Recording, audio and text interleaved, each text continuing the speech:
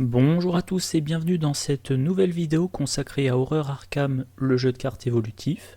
Alors je continue sur ma lancée des vidéos pour le projet Tunique Bleue.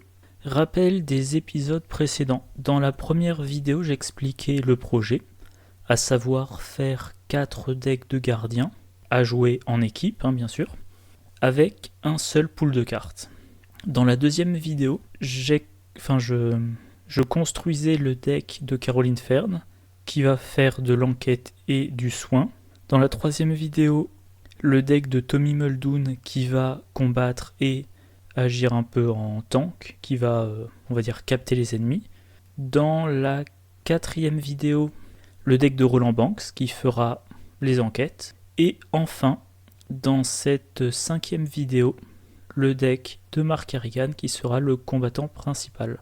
Alors, comme je l'expliquais dans les vidéos précédentes, l'ordre dans lequel j'ai fait les decks, c'est grosso modo du deck qui a les besoins les plus spécifiques au deck qui a les besoins les moins spécifiques. En l'occurrence, Mark Harrigan, je veux qu'il combatte, il a 5 de force de base, donc n'importe quelle arme lui permet de faire des attaques bien efficaces. Alors on va rapidement rappeler Mark Harrigan, ce qu'il y a de particulier.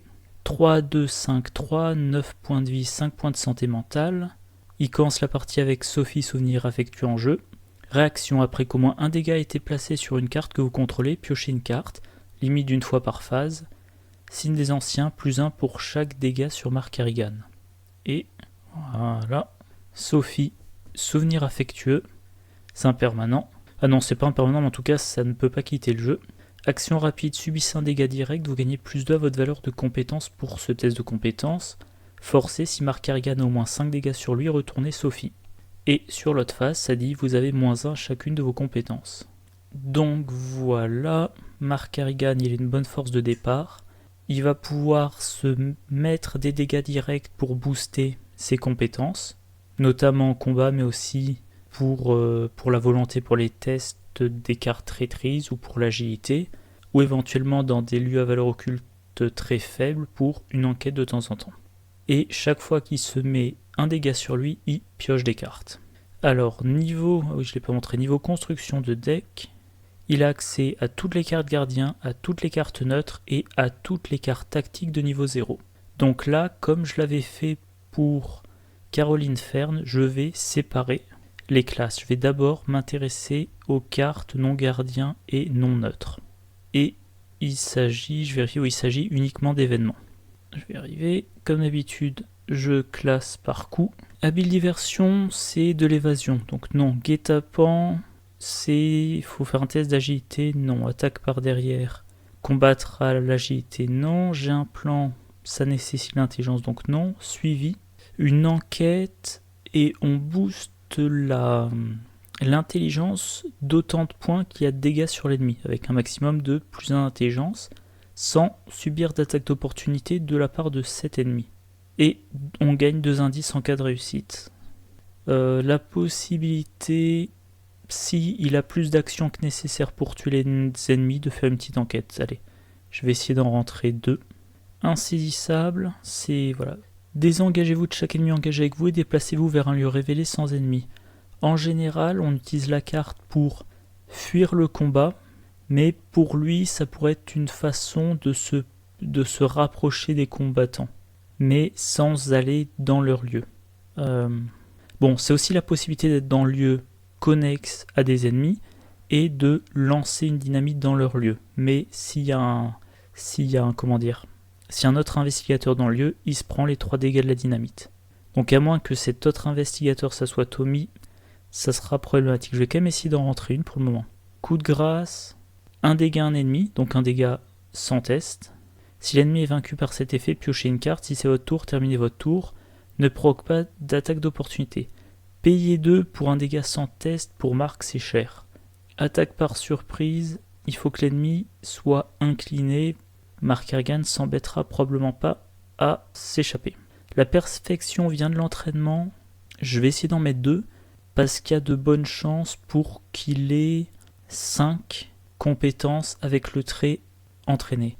Je sais pas si j'arriverai à lui mettre que des compétences avec le trait entraîné, mais ça se tente. Ah oui, pour rappel, la perfection vient de l'entraînement. Rapide à jouer lors d'un test de compétences dans votre lieu, cherchez une compétence entraînée parmi les 9 cartes du dessus de votre deck et attribuez-la à ce test si possible. Mélangez les cartes restantes dans votre deck. Après la fin de ce test, en cas de réussite, ajoutez cette compétence à votre main au lieu de la défausser. Donc, non seulement vous allez chercher une compétence qui vous booste votre test, mais en plus, si vous réussissez le test, vous gardez la compétence et vous pourrez la réattribuer plus tard. Faire avec les moyens du bord, de l'enquête, non. Cachette, non. Barrière improvisée non plus, arme improvisée non plus. Raccourci, j'ai donné les deux à Roland Banks. C'est dommage, mais bon, tant pis. Barricade non, action désespérée. Je vais en mettre une. Il y a des combos sympas à faire, je suis pas sûr que j'y arriverai, donc j'en mets qu'une. Dieu reconnaîtra les siens. J'aime bien le principe de la carte, gagner de l'XP en plus, mais c'est trop... Pour un truand qui se donne des actions supplémentaires, ça passe sans problème, mais pour Mark Carrigan, il faut qu'il se réserve une action pour jouer cette carte, donc il a que 2 actions dans son tour pour achever des ennemis pour un total de 6 points de vie, c'est trop compliqué à réunir les conditions. Bon, et ben maintenant on passe aux cartes gardien et neutre, on commence par les soutiens. Là la question qui se pose, c'est les armes que je lui attribue. Est-ce que je lui attribue des armes de corps à corps? Est-ce que je lui attribue des armes de tir? L'autre combattant, Tommy Muldoon, il a, que je vérifie, couteau de survie, il a... Voilà, lame enchantée, je ne voyais plus. Donc, Tommy Muldoon, il se bat avec des armes de corps à corps. Il n'a pas l'aventurier. Caroline Fern, voilà, elle a pas l'aventurier non plus. Conclusion, Mark Carrigan, je peux lui donner l'aventurier, et par conséquent, je peux lui donner des armes à feu qui seront rechargées par l'aventurier. Donc, une Thompson 45 qui sera améliorée ensuite en grosse arme de tir, peut-être le fusil à éclair, flic en patrouille bien sûr, aventurier bien sûr, 45 automatique c'est que 4 munitions, bien plus en force, je vais prendre plutôt les Colt 32 pour Mark Carrigan. Une raison de lutter, non, Tetsuo Mori il est déjà pris, machette, c'est tentant, mais non, je pense pas. Lame enchantée, c'est déjà pris, imperméable, non. Détermination exemplaire. Je vais essayer d'en rentrer une, encore une fois. Mark Carrigan, chaque fois qu'il place un pion dégâts sur une de ses cartes, il pioche une carte. Et comme il s'inflige des dégâts directs, il pourrait vouloir quelque chose pour absorber les dégâts. Donc on a dit 2 Colt 32, chien de garde c'est pris. Sac à dos, je vais voir si je peux en rentrer un. Miroir sacré, j'en ai déjà un dans le deck de Caroline Fern. Alors là, j'ai dit c'est l'exception. Je vais utiliser 2 miroirs sacrés, alors que dans un pool de cartes, on n'en a qu'un. Enfin, en tout cas, pour le moment, je le mets dans le deck. Je vais voir si je le conserverai. Mais ça, c'est parce que dans mon pool de cartes, j'en ai 2 copies, vu que j'ai 2 copies du pack devant le trône noir. Spécifiquement pour le miroir sacré et pour le lexique occulte. Menottes non, lampe torche. Je vais partir du principe que Caroline Fern sera assez efficace en enquête. Coucourinant, entraînement physique, je vais voir si ça rentre.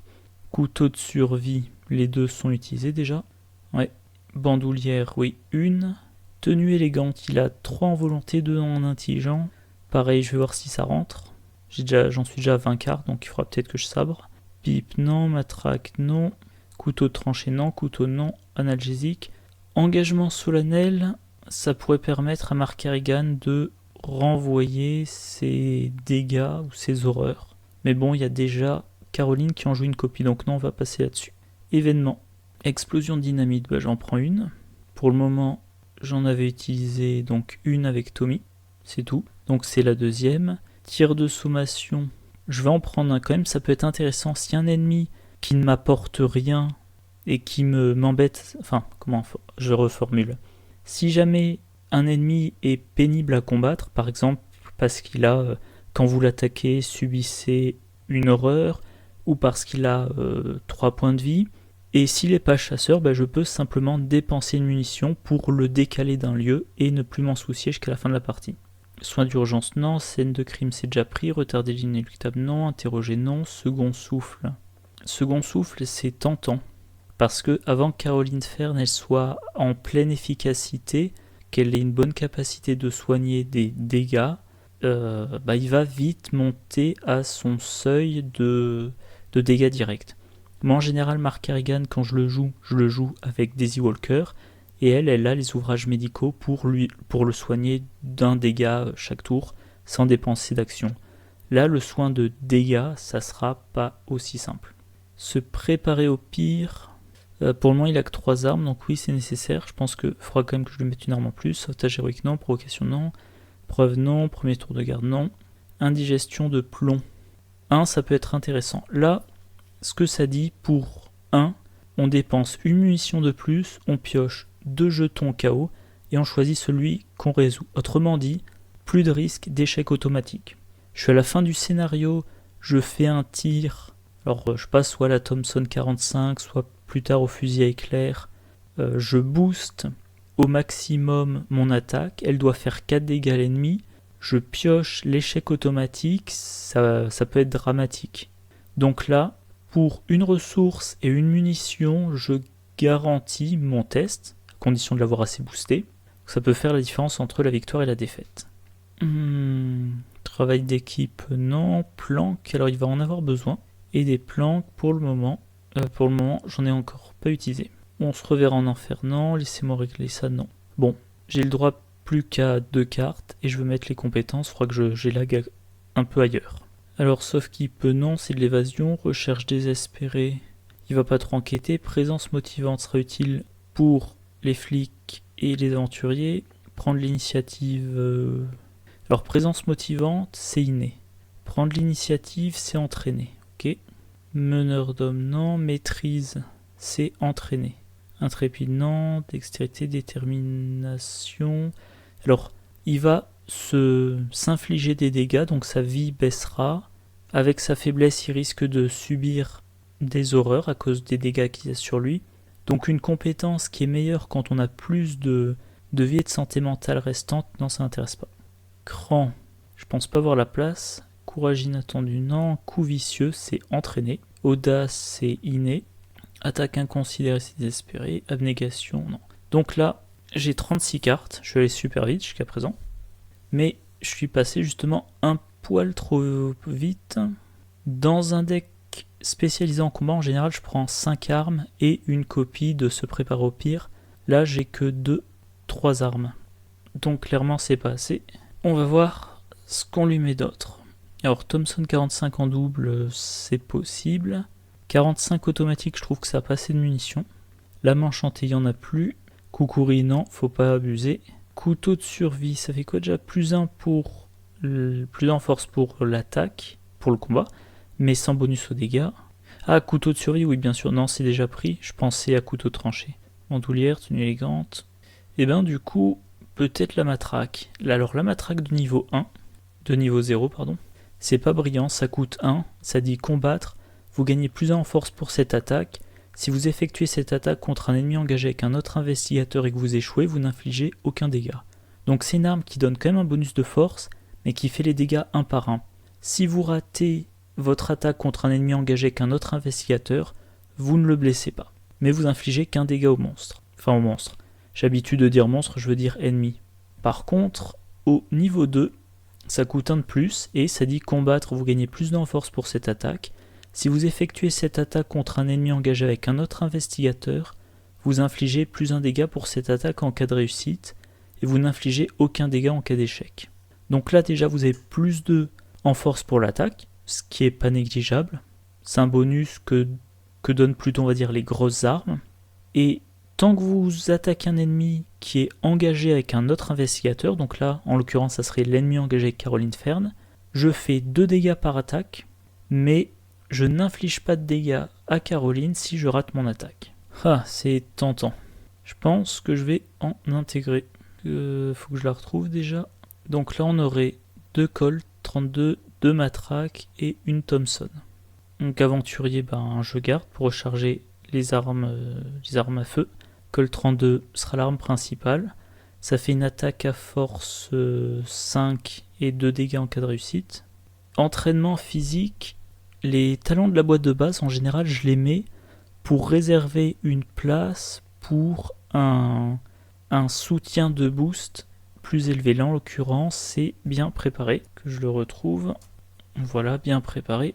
Qui dit action rapide inclinée bien préparée, choisissez un soutien que vous contrôlez, vous gagnez plus X à votre valeur de compétence pour ce test, X étant le nombre d'icônes de compétences correspondantes sur le soutien choisi.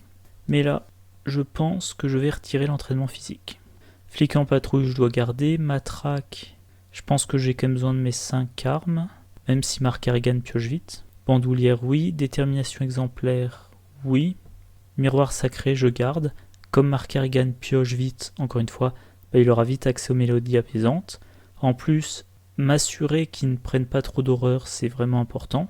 Et le problème, je me rends compte, est-ce que je lui mettrais pas une copie d'analgésique pour transformer les dégâts directs qui s'infligent en horreur qu'il met ailleurs? Ouais, c'est un poil risqué. Si je maîtrisais mieux cette technique, je le ferais peut-être, mais là... À lui aussi, je vais retirer la tenue élégante au final. Je veux dire, il utilisera ses actions pour combattre les ennemis au fur et à mesure. Et c'est Caroline Fern qui fera tous les tests de volonté ou d'intelligence. Et éventuellement, Mark Harrigan et Tommy, les combattants, ils iront, dans le deuxième scénario de la campagne de Carcosa, ils iront discuter avec, je ne sais plus comment elle s'appelle, celle qui demande qu'on dépense 2 actions pour discuter, mais sans aucun test. Bon, sac à dos, je vais l'abandonner. Donc, si on résume, j'ai mes 5 armes, miroir sacré, bandoulière pour avoir une arme la Thompson 45 et une autre arme, pour ne utiliser les munitions de la Thompson 45 que pour les cibles les plus importantes.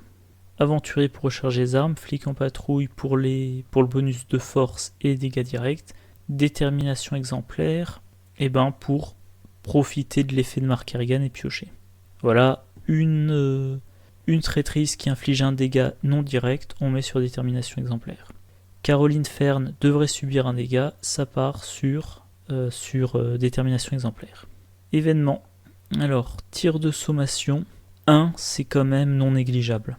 Ça peut envoyer des ennemis, encore une fois, envoyer des ennemis dans une zone connexe pour leur lancer une dynamite dessus. Ça peut permettre d'évacuer l'ennemi ou les ennemis non élites engagés avec soi pour ne pas perdre d'action à les combattre. Ça peut, je vérifie, oui, ça peut éventuellement retirer tous les ennemis d'un lieu dans lequel un investigateur non combattant veut passer, ou inversement, ça peut servir à envoyer des ennemis dans le lieu de Roland Banks pour que Roland Banks joue scène de crime. Se prépare au pire, je garde. Indigestion de plomb, explosion de dynamite, second souffle. Alors là, ouais, je crois que je crois que je vais quand même le garder. Et du coup, dans les événements, il faut quand même que je pense aux événements des autres classes. J'ai bien envie de retirer suivi. On va voir d'abord en compétences. Alors, comme je garde la perfection vient de l'entraînement, je vais voir si mes compétences qui ne sont pas entraînées sont si bonnes que ça. Présence motivante, innée. Alors, redresser un soutien allié dans le lieu et soigner-le de un dégât ou de une horreur. Pour le flic en patrouille de niveau 2, ça lui donne une occasion de plus de faire un dégât direct. Pour l'aventurier, ça permet de remettre 2 munitions sur une arme pendant le même tour. Ah oui, j'ai oublié de préciser, l'aventurier, j'ai oublié de le préciser dans cette vidéo, placez une provision ou une munition sur un soutien contrôlé par un investigateur dans votre lieu. Dans le lieu, il y a Caroline Fern et les provisions peuvent servir au nécessaire empreinte digitale. Donc si Mark Harrigan a assez de munitions, mais qu'on a un petit peu du mal sur les enquêtes, et on peut re-remplir le kit à empreinte de Caroline. Prendre l'initiative, entraîner, et puis jusqu'à un bonus de plus 3 icônes libres, c'est vraiment très puissant. Faut le jouer au bon moment, quand on vient de débuter son tour, mais c'est très puissant. Maîtrise, c'est entraîner, coup vicieux, c'est entraîner, et sa carte signature, c'est également entraîner. Donc j'ai toujours 4 cartes en trop, je vais commencer par retirer les 2 suivis. J'essaie de réfléchir rapidement à insaisissable dans les différents scénarios de Carcosa. Alors attention, petit spoiler, c'est pas la campagne la plus récente, mais si je regarde rapidement, dans le premier scénario, ça permet quand même de se rapprocher du lieu dans lequel il faut abandonner. Dans le deuxième scénario, on est maximum à 2 connexions de la porte et de son action abandonnée. Donc si au début de sa phase d'investigation, on sait qu'on doit abandonner, on peut faire déplacement, déplacement, abandon. Éventuellement, on se prend 2 attaques d'opportunité, mais ça devrait rarement être un problème.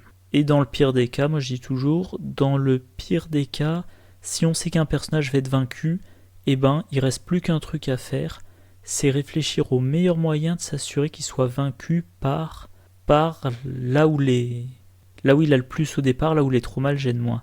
Mark Carrigan, si on sait qu'il va être vaincu, il faut qu'on se débrouille pour qu'il soit vaincu aux dégâts, pas aux horreurs. Les échos du passé, c'est pas un scénario particulièrement dur, sauf si on traîne un peu. Le serment indicible, alors là j'ai longtemps galéré. Avec le pool de cartes actuel, en connaissant mieux le scénario, ça devrait passer. Le spectre de la vérité, normalement, ça va. Le masque blême, là, c'est dur à voir parce que comme à chaque fois le plateau est différent, on peut pas trop juger. Sous les étoiles noires, en général, on avance. De toute façon, comme c'est l'avant-dernier scénario, faut pas perdre. Et le dernier scénario, il faut y arriver. Donc au final, je vais peut-être retirer un insaisissable. Et il me reste une carte à retirer. Une carte à retirer, je pourrais retirer une matraque, et donc me contenter de 4 armes et d'une copie de se préparer au pire, sachant que plus tard, se préparer au pire sera sous s'en tenir au plan, donc jouable dès le premier tour. Et sinon, toutes les cartes ont leur intérêt. À la limite, il y a détermination exemplaire. Détermination exemplaire, le problème c'est que ça coûte 3. Mark Carrigan, il a, que je retrouve, second souffle, qui va lui permettre pour une action de se soigner de 2 dégâts puis de piocher une carte.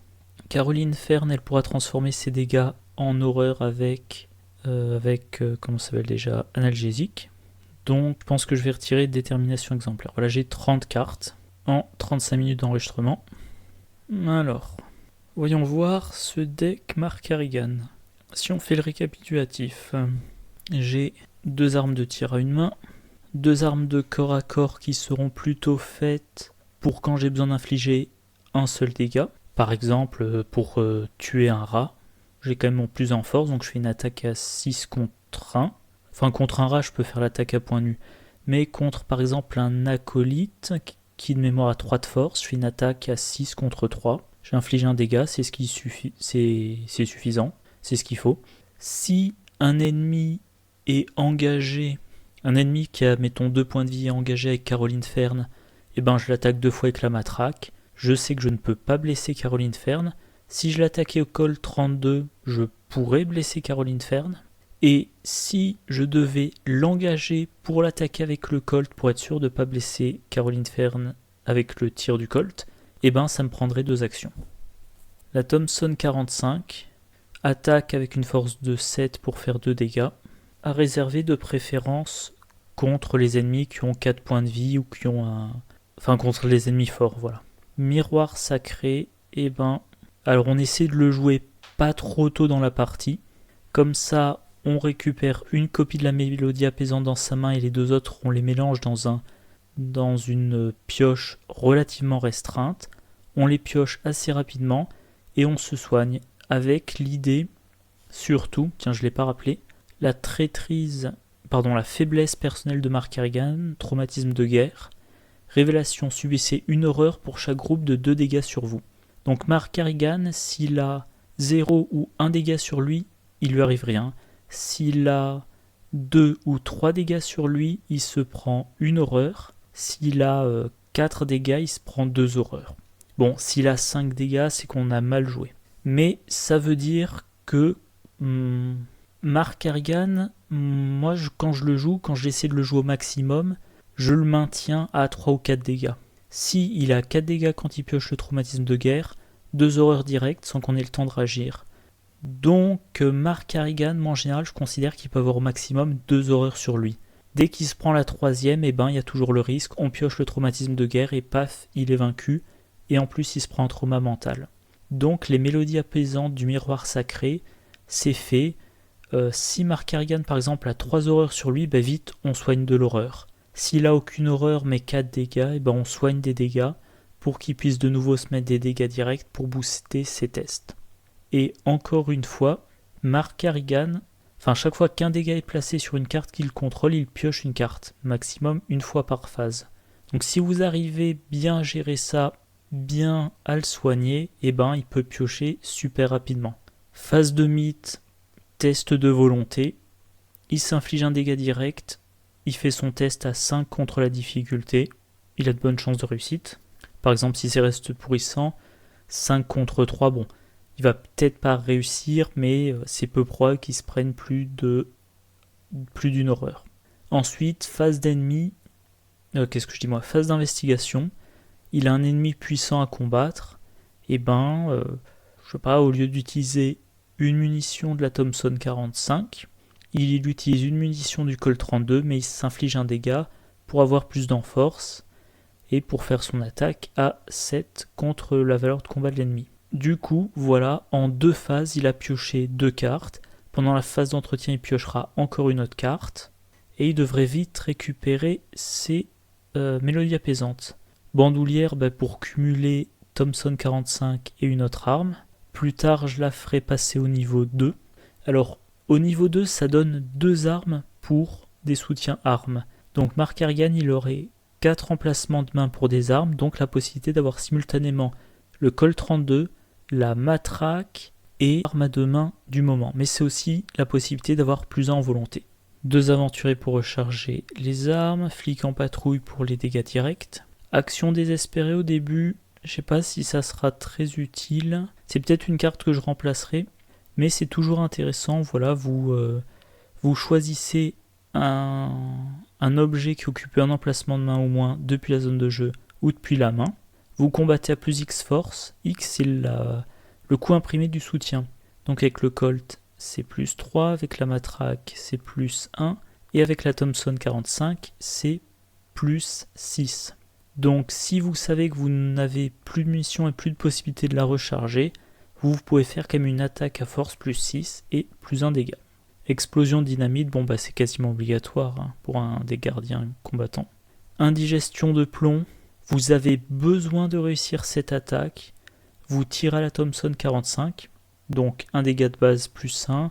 Vous attribuez, mettons, coup vicieux, encore plus 1. Vous attribuez effort de guerre qui va vous permettre de déplacer un dégât.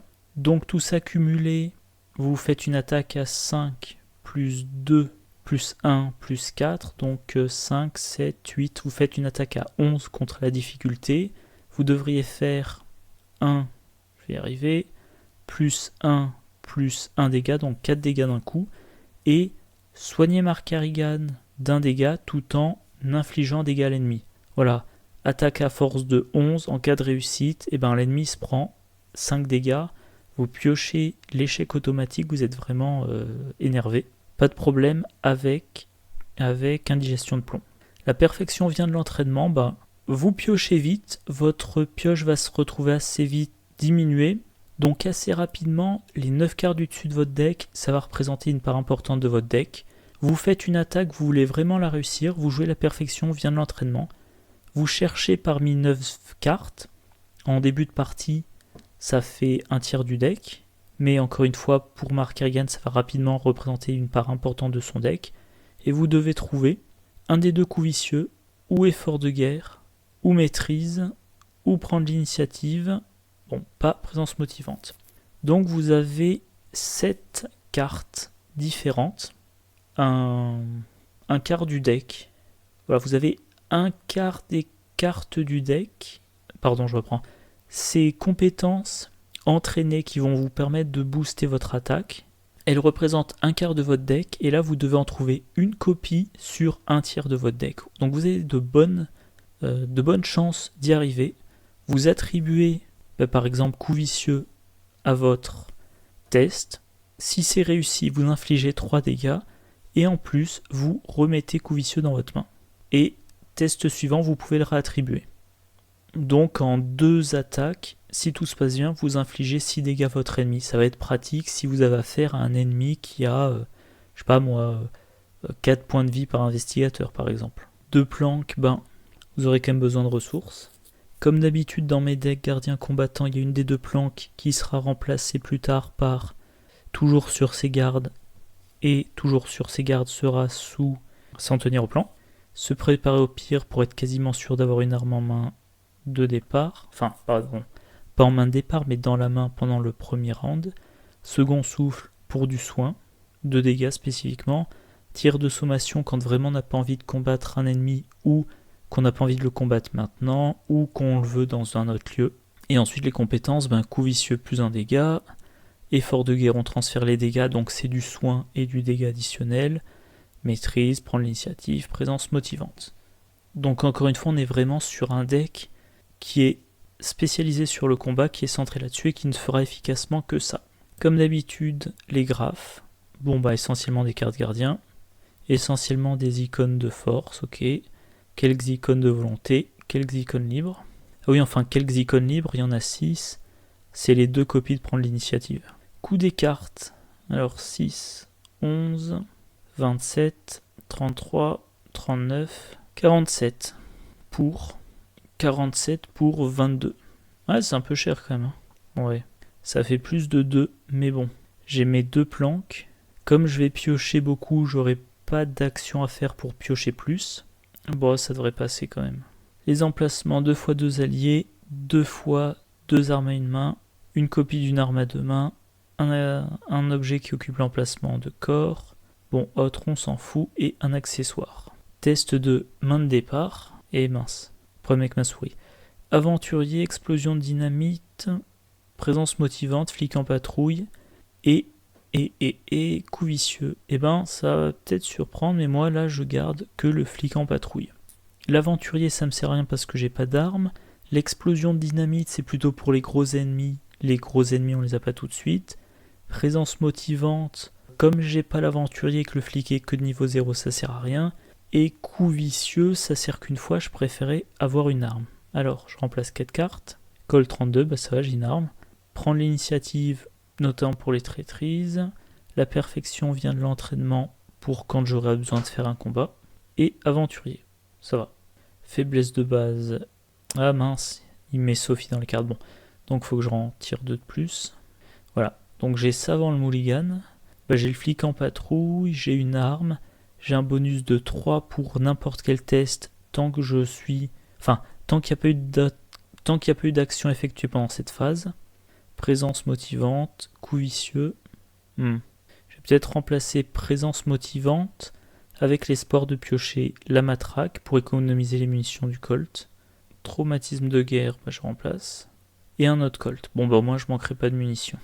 Oula, j'ai mes 3 armes différentes. J'ai de la recharge d'armes et j'ai de quoi faire fuir les ennemis. Alors là, la question qui se pose dans ce genre de situation, moi je trouve, c'est est-ce que je joue l'aventurier, la Thompson 45 et j'utilise l'aventurier pour recharger la Thompson en me disant si ça se trouve j'arriverai à faire tout le scénario avec la Thompson, ou alors est-ce que je joue le pistolet et une fois qu'il a plus de munitions, une fois qu'il a dépensé les 6 munitions, je le remplace par la Thompson. Est-ce que l'aventurier, vu que je l'ai maintenant, je m'en sers pour recharger le Colt?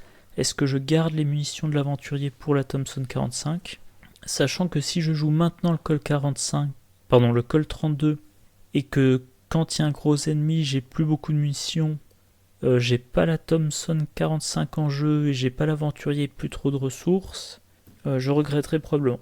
D'autant plus que le Colt, il me donne aucun bonus de force.